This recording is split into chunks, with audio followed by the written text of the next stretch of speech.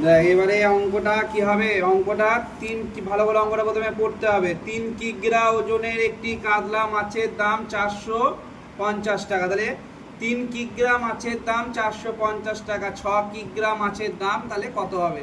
এই অঙ্কটা দু রকম ভাবে করা যায়। প্রথমে দেখতে হবে আমাদের সংখ্যার পাশে কি আছে। সংখ্যার পাশে কি লেখা আছে? কিগ্রা। এর সংখ্যার পাশে কি লেখা আছে? টাকা। এর পাশে কি লেখা আছে? কিগ্রা। তাহলে কিগ্রা কটা আছে? দুটো।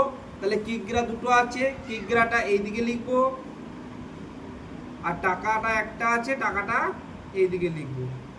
এবারে 3 কিগ্রা মাছের দাম 450 টাকা, আর 6 কিগ্রা, আর এখানে কত চিহ্ন হলো, লেখাটা লেখা হয়ে গেল। 3 কিগ্রা, কিগ্রা কিগ্রা করে কিগ্রা করে লিখলাম, টাকা ঘরে টাকা করে লিখলাম। এরপরে এই 3 কিগ্রা মাছের দাম 450 টাকা। কত? 3 কিগ্রা মাছের দাম 450 টাকা। তাহলে 1 কিগ্রা মাছের দাম কি হবে? কম হবে না বেশি হবে? 3টে পেনের দাম 400 টাকা, একটা পেনের দাম কম হবে না বেশি হবে?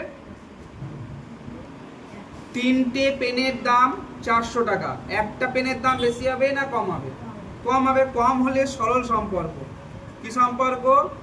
সরল সম্পর্ক।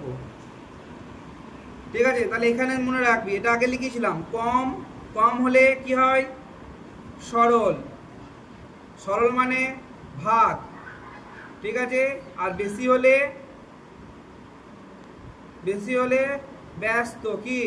ব্যস্ত। ব্যস্ত মানে গুণ। ঠিক আছে, তাহলে নির্ণয়, এবারে লিখবো টাকা। তাহলে নির্ণয় টাকা।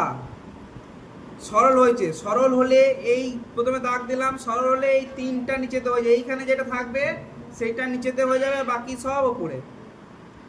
বাকি সব ওপরে। ঠিক আছে, এবারে কাটাকাটি। 3 দুগুণে 6, 900 টাকা হয়ে গেল অঙ্ক। ঠিক আছে, বুঝতে পারলি কি বললাম? এবার যদি লিখে লিখে করিস তাহলে আর একরকম ভাবে হয়। 3 কিগ্রা